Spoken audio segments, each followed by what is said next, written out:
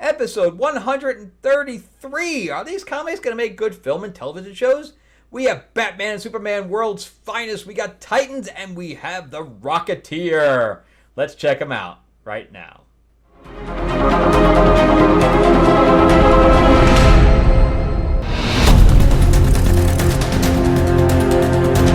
Welcome back to the channel, everyone. Thank you so much for spending time with me as we rant about movies, comic books, and television shows, as well as the occasional board game. I am Frank Zenker, your host. I'm an award-winning screenwriter, novelist, and comic book writer, as well as a filmmaker in the business for about 18 years. Waiting to see if this last strike is going to happen, which hope we don't, and things can get back to normal across the board. I did do a podcast today, which I thought was going to air live, but it's not. It was recorded, so I'll just have to let you guys know when that comes up. I think it went off pretty well. I got to talk about a lot of stuff. And I guess I am going to start teaching with this group that I had the podcast with. So I will let you guys know. I'm supposed to start at the beginning of the year. Some of it will be in person, and some of it will be through Zoom. So if you guys are interested in filmmaking and how the finances work and the creative side, then that's what I'm going to be teaching. If you'd like to read anything that I've written, you can definitely check out the description below, and there's a link there to my Amazon page that has you can see some of behind me, my graphic novels and my novels, etc. Plus, we are launching Mythlords, a classic monsters card game. And it's going to be lots of fun. We did finance it through BackerKit, but a lot of people from Kickstarter didn't come over. So people didn't feel comfortable with the non-Kickstarter platform. So I'm really hoping now people will jump on way more than we had at BackerKit. But anyway, the link below will have the link to where you can sign up and get notifications. All right, so let's jump into World's Finest with Batman and Superman. And this one is by Mark Waid. It is number 29 already. And this is the conclusion to the Imps, where we had the Doom Imp that is causing all kinds of havoc. He turned Batman and Superman he took out part of their dimension. So they ended up in the second dimension, which then they moved to like the sixth dimension. And they saw everything all happening all at once. No pun intended.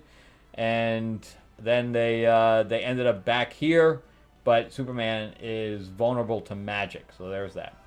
But anyway, then he zapped Batman, and Batman is thought to be dead, but he is a puppet.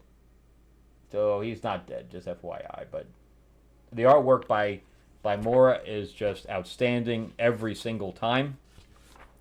But I can tell you right now, he did not stick the landing. But anyway, there's Doomite right there. He grows and reduces height at will. And then you can see on the bottom that there's an Aquaman imp and a Super Flash imp and a Wonder Woman imp. So there's all imps of all the heroes and the villains. And there's Jimmy Olsen, and he has the powers of Mxyzptlk right now because he tried to fight and it didn't work out very well. And the other guy's just playing with buildings, warping everything. And Jimmy gives the powers back to Mxyzptlk. And they go off to get all of the magic users. So they go off and get Zatanna, who's in the middle of a show. And she's like, gotta go, no refunds. That was pretty funny. So we get Dr. Fate, and they go grab him. And then they go... they had one more. They tried to get... okay, we guess we see that in a second. But we have Doomite, squaring off against Superman. Superman's going to try to buy them time. But again, he's vulnerable to magic. So it's just as if he's getting hit by kryptonite. So we go off and get I forgot the lightning guy's name. The magic genie. Thunderbolt. Right. So it's the Thunderbolt that was in the pen or whatever. So he grabs the Thunderbolt guy, and then they go off and see. I thought that was the Stranger, but it's not. I don't really know these guys, Abracadabra or whatever. These guys must be more of a classic Golden Age guys. But anyway, they're just grabbing all the magic users they can possibly grab. Meanwhile, Superman is trying to buy time and is losing horribly. Robin tries to step in, and that doesn't work out. Again, the monster side is great. So they open up a portal, and here comes They tried to get Constantine too, but they said no drunks. But anyway, they all start to pull the dimension out of him, just like he did to them.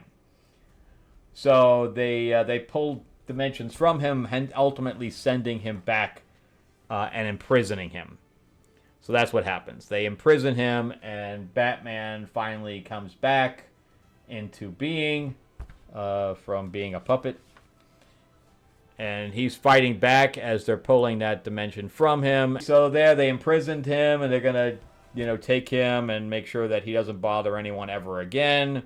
Robin, in a weird way, makes him click to say his name backwards or tricks him into it, and he disappears. And Batman thinks it's the funniest thing that Batmite doesn't have any clothes and looks like Bruce Wayne. Anyway, I didn't think that was very funny, but apparently Batman did.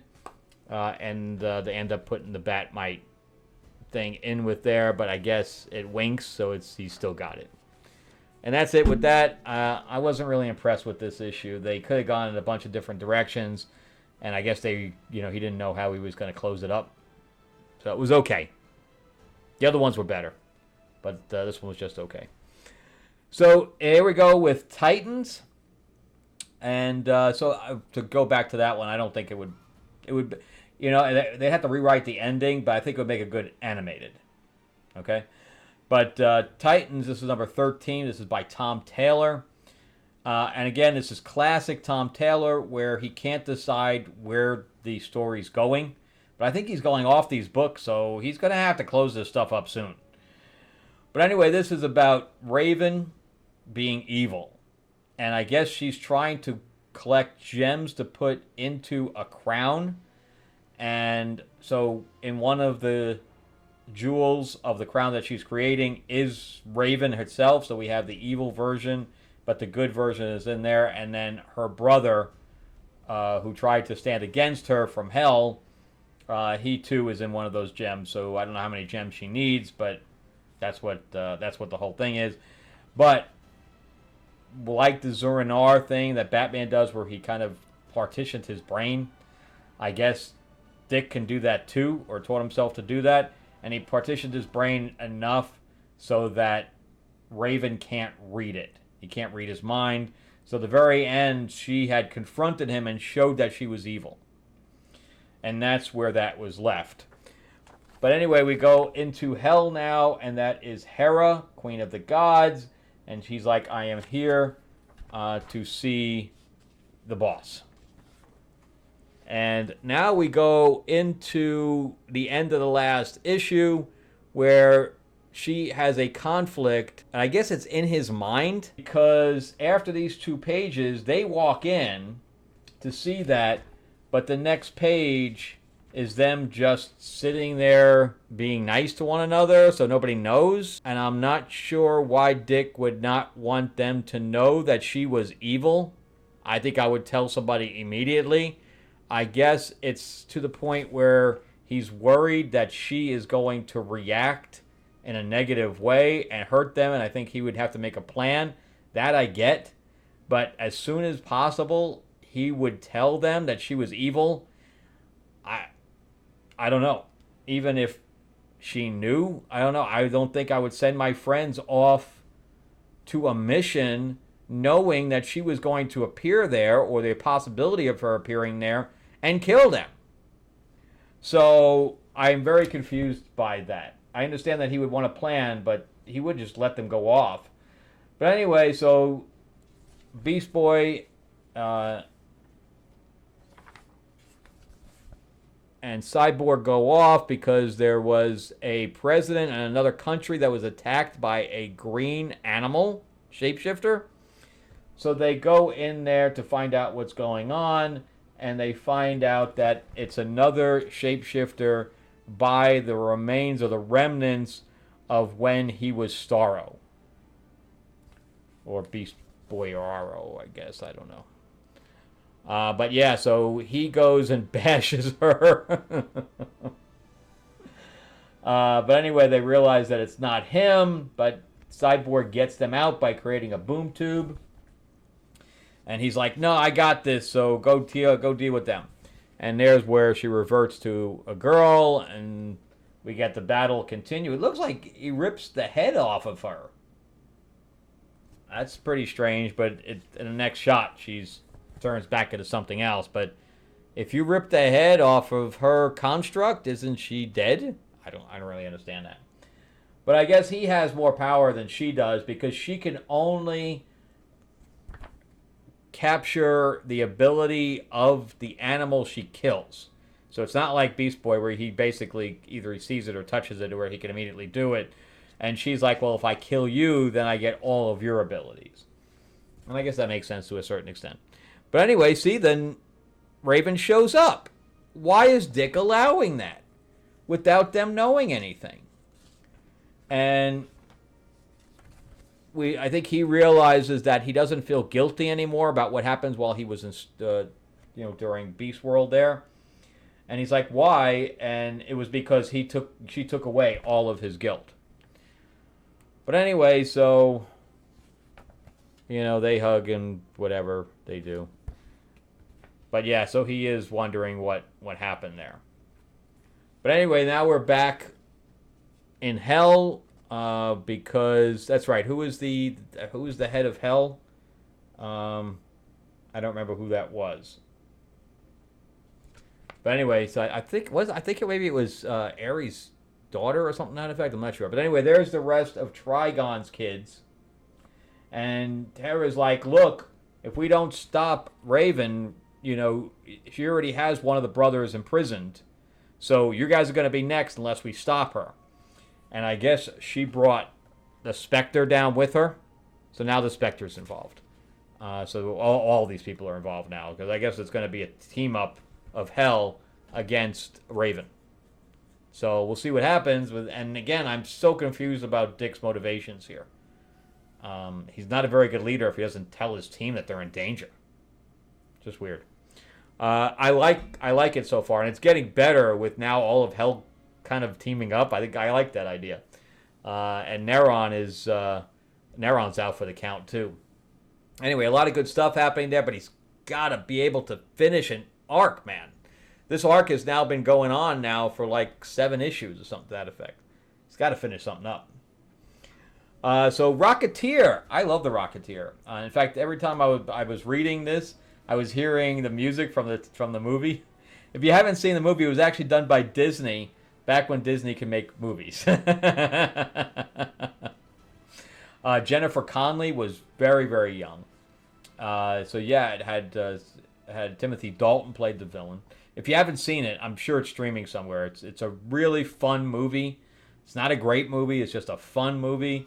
It's very comic booky, but it takes place in the 50s. And Jennifer Connelly plays his girlfriend, but in there his girlfriend's name was Jenny because they didn't have the rights to it being Betty Page. And I guess he's dating Betty Page before she becomes in the movies, but she never really is in the movie. She was more of a still photography type of model. So anyway, that's what's going on here. So we start out, and this one's called, because they keep doing like little, 5-issue arcs, and then it ends and we start a brand new one. But this is called Rocketeer Breaks Free. All right, so, and the last one was about him with Nazis that had jetpacks. So just keep that in mind because I'm going to bring that up later. It was decent, although I had some issues. But anyway, so we start out this warehouse fight where he's fighting old-time gangsters who have Tommy guns. And I think that the artist did a good job of creating this kind of action scene that's all over the place and chaotic. So I really like that. I think the helmet's a little bit too thin there. But for the most part, I like it. And again, I hear the heroic theme song from the movie in there. Again, I think he created a good scene here where it is showing the heroics and what he's able to do. And he keeps going around the crates to keep away from them as they start shooting at him.